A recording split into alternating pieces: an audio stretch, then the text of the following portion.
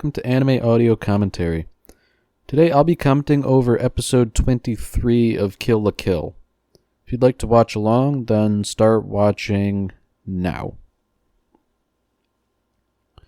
So last we left off, there was a sort of interlude where Ryuko and company sort of came to terms with each other, and now everything's more or less hunky-dory.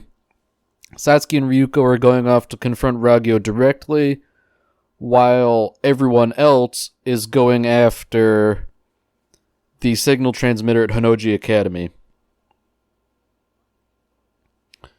So, Iori, the president of the sewing club, has sewn up a bunch of Goku uniforms, and the first one he handed out is a 2-star uniform to Mako.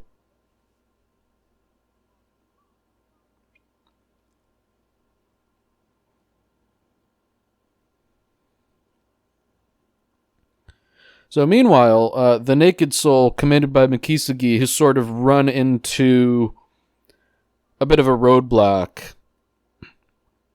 Although Mako is starting to make short work of it by using all kinds of those emergency rescue suction devices to suck the people right out of the giant cover.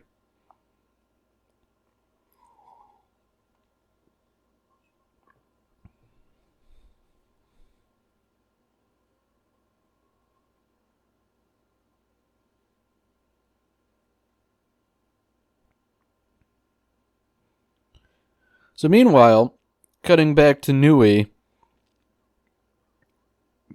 since she lost her arms, she's been forced to continue working on Shinra Koketsu, sewing it with her mouth, and she's not too happy about that.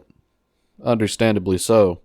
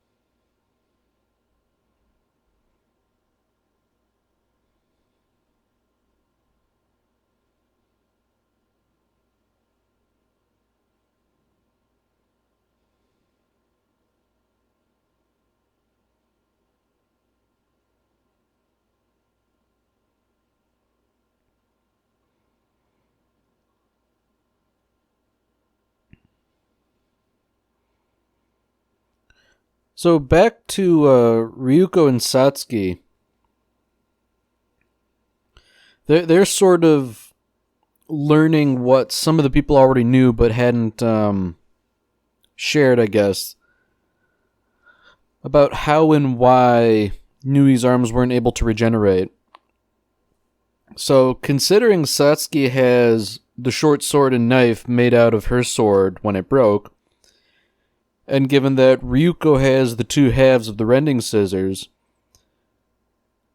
the 2 of them have 2 very potent weapons for fighting life fibers that can regenerate instantly. So, as they're approaching the primordial life fiber, things are looking pretty good in terms of their ability to fight life fiber freaks like Ragyo.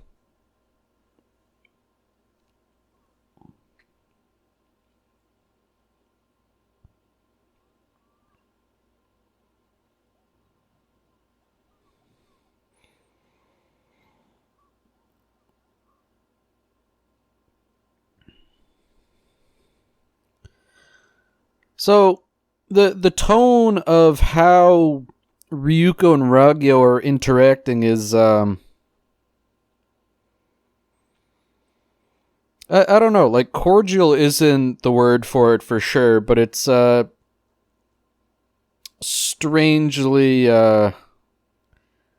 casual, I guess, with Ragyo saying, oh, kids these days. Like that kind of boomer platitude. So Ragyo has a bit of a surprise here in that she has two blades of her own forged from life fibers. So, just like Ryuko and Satsuki pose a threat to her, she poses a pretty potent threat to them as well.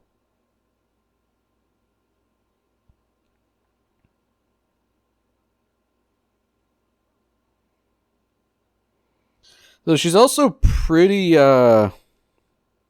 insistent that they should not touch the bare surface of the primordial life fiber. So, I guess in accordance with her wishes, for lack of a better term, everybody's taking to the air. Ragyo seemingly able to fly as a function of her bizarre biology, whereas Ryuko and Satsuki are using their kamuis.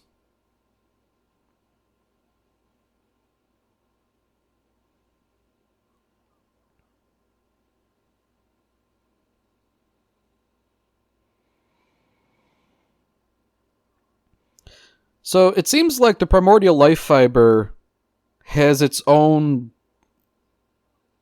I guess, weapons to sort of fight back.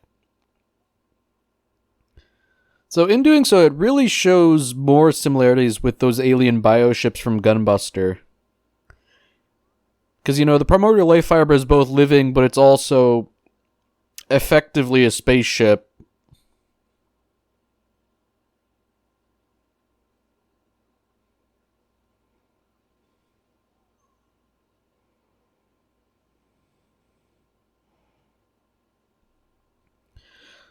So back on the Naked Soul, Mako's making pretty short work of all the covers she's fighting, but the primordial life fiber's dumping in reinforcements at a pretty healthy rate. So as Ragyo alluded, things aren't going especially well for the Naked Soul, especially since the primordial life fiber is changing course to go after it.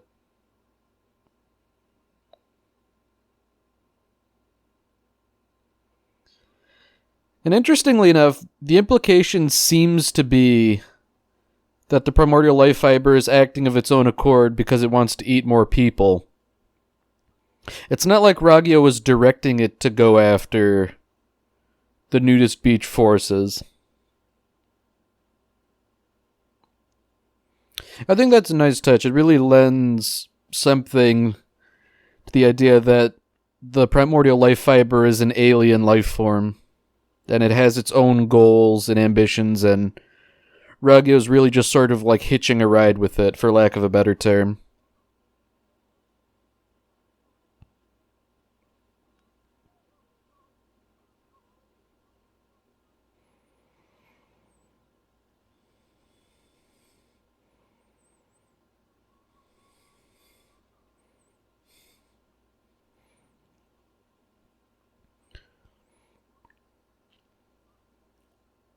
So Mako is showing some pretty incredible resolve considering how much she's been battered. But despite that, she's not giving up and she's continuing to fight with her Goku uniform.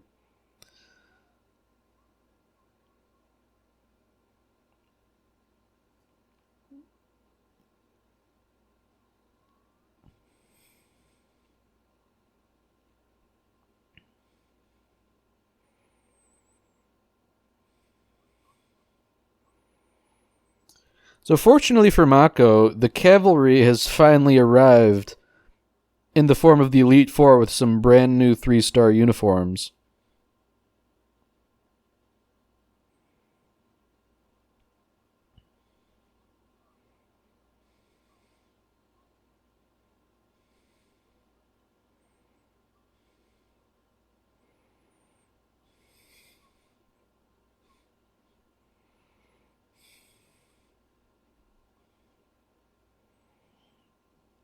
So the Elite Four finally don their 3-star uniforms, and they've all been upgraded again from the previous versions they had had.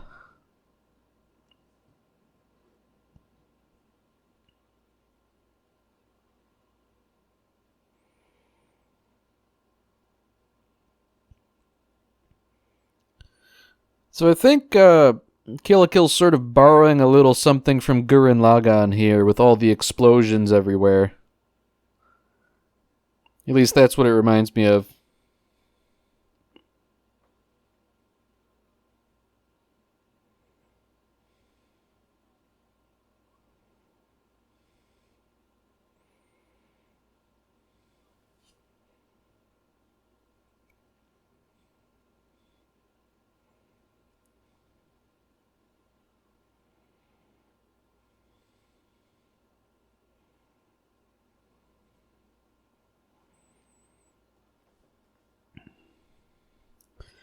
So back with Satsuki and Ryuko,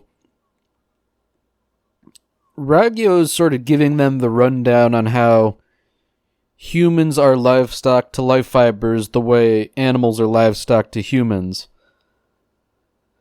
And this is sort of something that Ryuko was already privy to, but I think this is really the first time Satsuki's hearing it. And she's not taking it too well, understandably. Well, I guess that's not accurate. She vehemently disagrees with it, but she's still maintaining her calmness otherwise.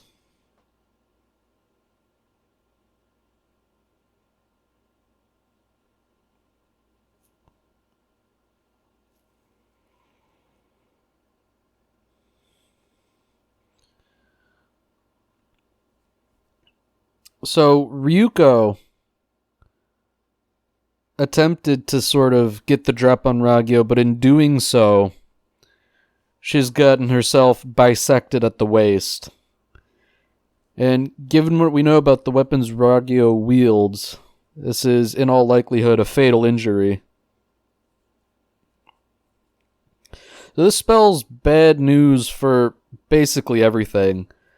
Satsuki can't keep up with Ragyo on her own. And the Elite Four are sort of being diverted from protecting the Naked Soul to go and help out.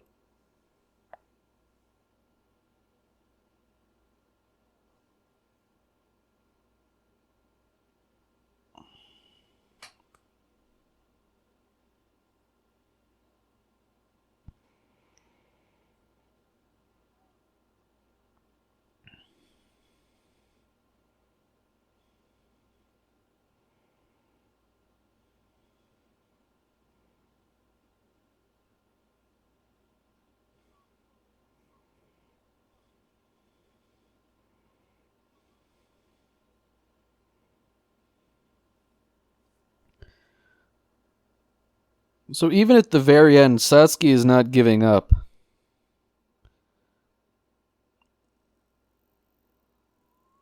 And interestingly enough, she reveals that she was just sort of acting as a decoy. It reveals that Ryuko wasn't dead.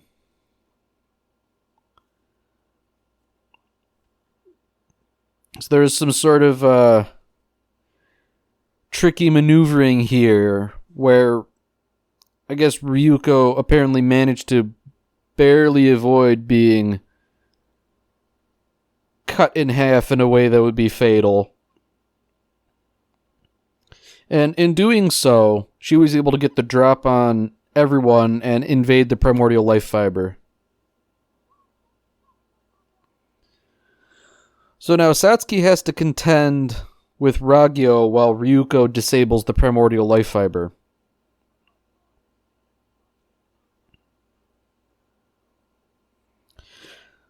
So before Ragyo can really do anything, the Elite Four manages to arrive and give Satsuki a helping hand.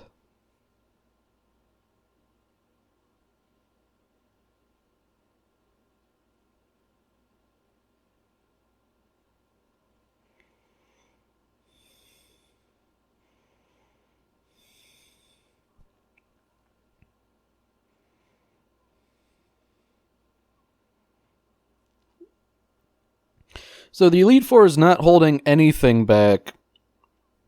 Sanagayama's even gone so far as to unstitch his eyes, which were sewn closed, as penance.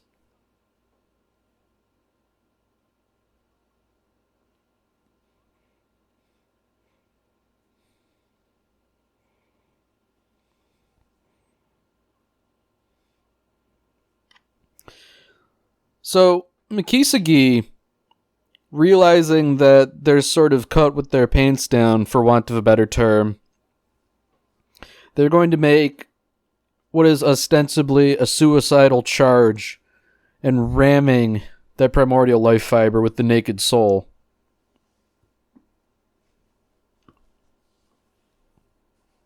Meanwhile, Ryuko has invaded the primordial life fiber and has approached the core. So, once the core is out of commission, that's really all they need to worry about. And indeed, the core won't give up without a fight. She's trying to cut it with her rending scissors, but it's not something that is so easy to cut as a Goku uniform or a person.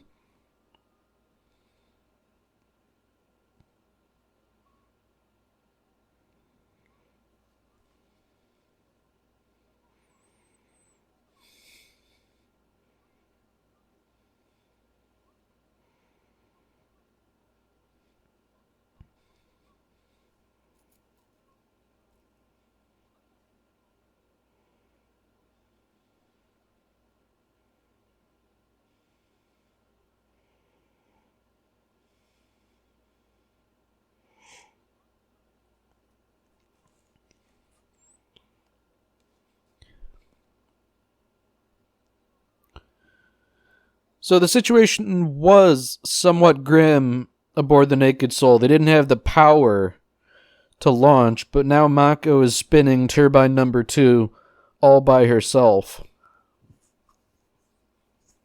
They're able to overcharge the Naked Soul, penetrate the primordial life fiber, and I guess sort of give Ryuko the boost she needs to cut through the primordial life fiber.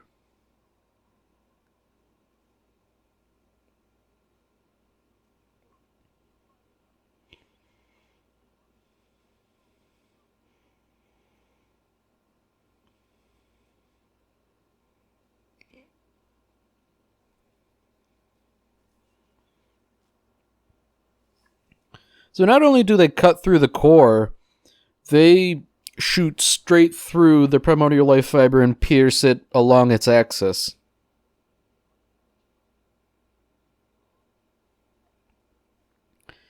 So this truly puts a big damper on Ragyo's plans.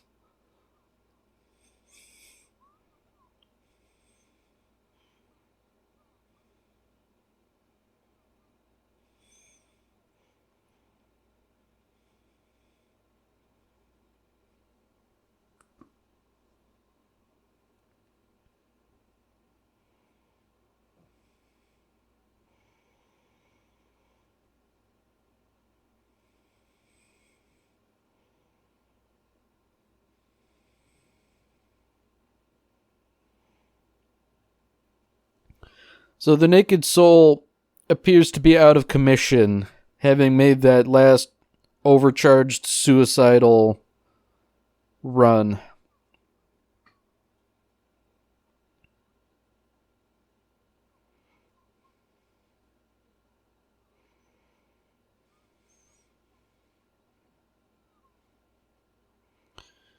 So although the primordial life fiber had been destroyed, it seems like Ragyo has one last trick to pull. Nui has finally finished sewing up Shinra Koketsu. So Ragyo still has a fighting chance.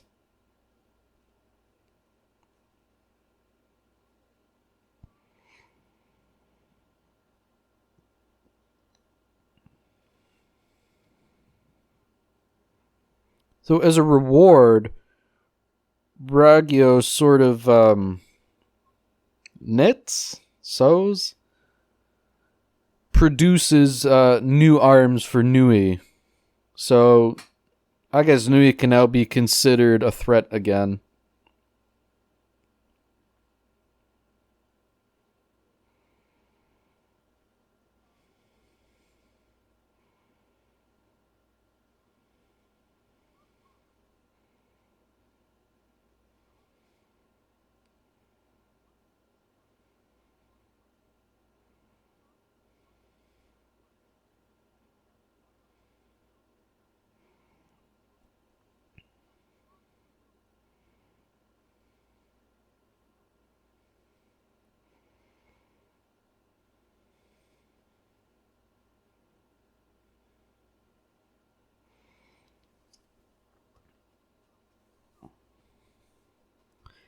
So everybody's taking, I guess, one more small final interlude.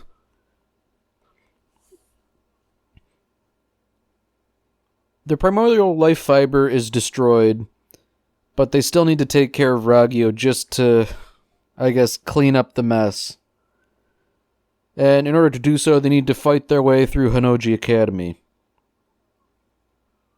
So Satsuki and her cohort are doing that thing with the tea again. Mako and her family are eating another meal.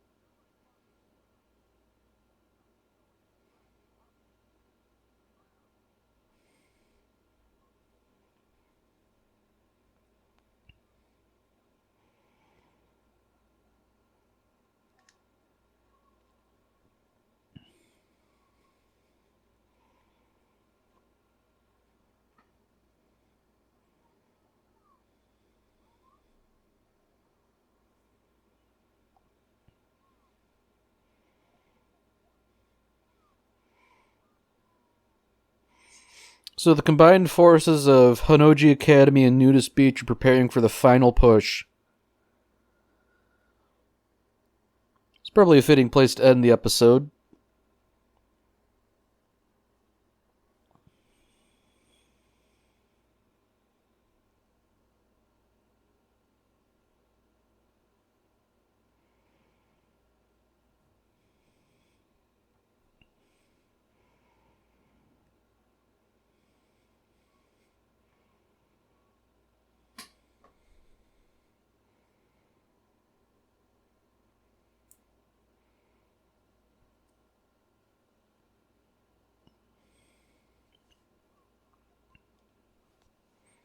So interestingly enough here, they sort of play with the format a bit. They interrupt the credits to show a little sequence of Nui and Ragyo.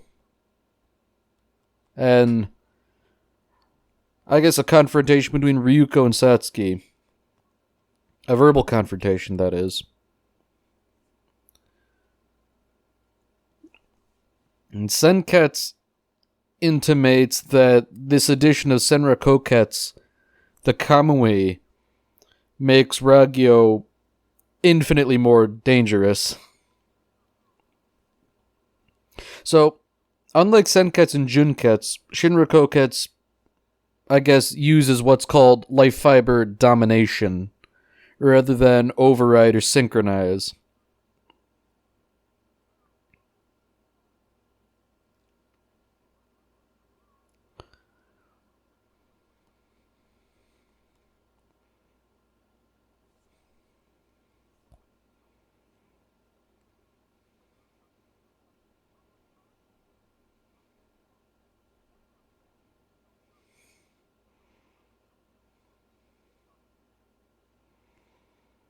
Alright, well, that's it for this episode. If you've enjoyed it, then by all means, tune in for the next one.